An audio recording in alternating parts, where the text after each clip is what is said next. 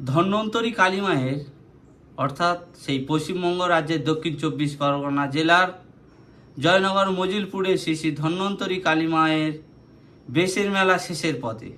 মেলা শেষে আজ বুদ্ধ পূর্ণিমায় মায়ের জন্মযাত্রা অনুষ্ঠান।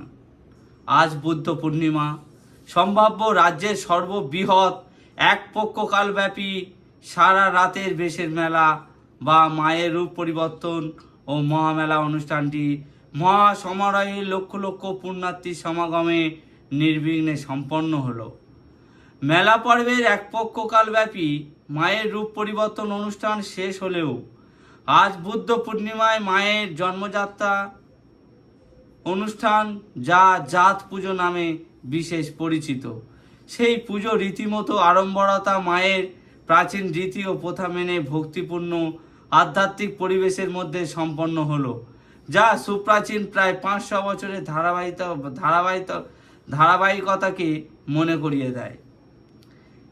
মায়ের মহিমা অসীম। ধন্বন্তরী মায়ের ব্যাপারে যতটুকু জানা গেছে তাতে করে প্রত্নতাত্ত্বিক ও ঐতিহাসিকদের মতে এই কোষ্ঠী পাথরে খোদিত মায়ের আদিমূর্তি দ্বাদশ শতাব্দীর প্রত্ন নিদর্শন। দেবী ধন্বন্তরী মূল আবির্ভাব পর্বের সঙ্গে বৌদ্ধ সংস্কৃতির মিলটা হলো এই শুক্লা প্রতিপদ থেকে পূর্ণিমা বৌদ্ধ পক্ষ।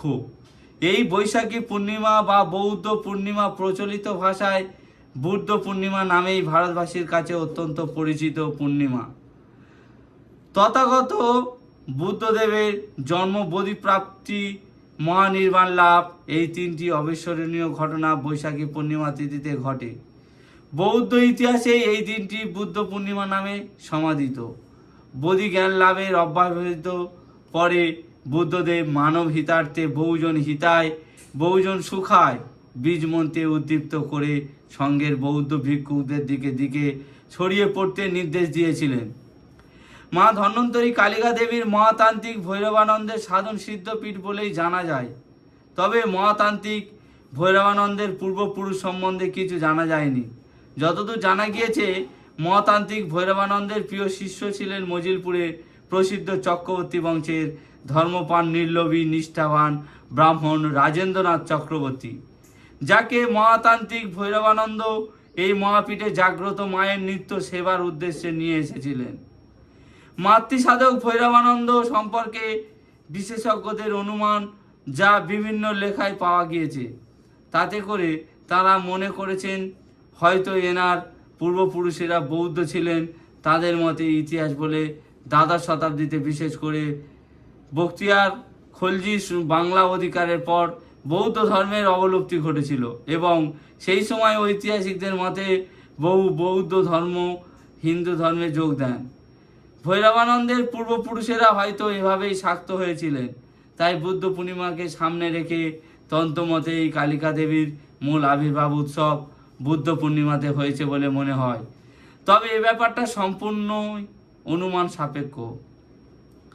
আমরা এর আগে মায়ের এক পক্ষকালব্যাপী বিভিন্ন রূপের কথা বলেছিলাম। আজকের মায়ের মনোমুগ্ধকর জন্মযাত্রা উৎসবে মায়ের অপূর্ব কল্যাণময়ী, করুণাময়ী, মঙ্গলময়ী, আনন্দময়ী, মমতাময়ী রূপের সাথে বিগত 15 দিনের যে রূপ পরিবর্তনগুলি হয়েছে এই বছর 25শে বৈশাখ থেকে আজ পর্যন্ত, সেই রূপগুলি হলো নারসিংহী, কোমলে কামিনী, সংকটাকালী, গণেশ জননী, কৃষ্ণকালী, ভুবনেশ্বরী, বিপত্তারিণী, বারাহী, দেবী চণ্ডিকা, জগদ্ধাত্রী। আপনাদের সামনে উপস্থাপন করলাম যে রূপের টানে লক্ষ লক্ষ মানুষের প্রাকৃতিক দুর্যোগকে তুচ্ছ মনে করে ছুটে আসেন এই মাতৃমূর্তিকে, অর্থাৎ এই মাতৃমূর্তিকে এক ঝলক প্রাণ খুলে দেখার তাগিদে সন্ধ্যে থেকে মাঝরাত পর্যন্ত সবার্থ সাধিকার বিভিন্ন রূপের কাছে মনের প্রার্থনা জানাতে। কেননা বিশ্বের নানা বৈচিত্র্য যে এক মহাশক্তির প্রকাশ মন্ত্র, সেটাই হলো মহামায়ের রূপ পরিবর্তনের মূল কথা। আজ বুদ্ধ পূর্ণিমার পূর্ণ লগ্নে সান্ধ্যকালীন মায়ের রূপ পরিবর্তনের শেষ ষোড়শী রূপে মাকে দেখা যাবে, যে রূপটি 3 দিন থাকবে এবং শেষ দিনে মাকে দেখা যাবে সেই মালিনী রূপে, যেটি আপনাদের এর পরের ভিডিওতে অবশ্যই করে দেখিয়ে দেব। তো এইরকম আধ্যাত্মিক ঘটনা এবং আরও ভিডিও দেখতে হলে আপনারা অবশ্যই চ্যানেলটিকে লাইক, সাবস্ক্রাইব এবং শেয়ার করতে ভুলবেন না। সবাই ভালো থাকবেন, সুস্থ থাকবেন। নমস্কার।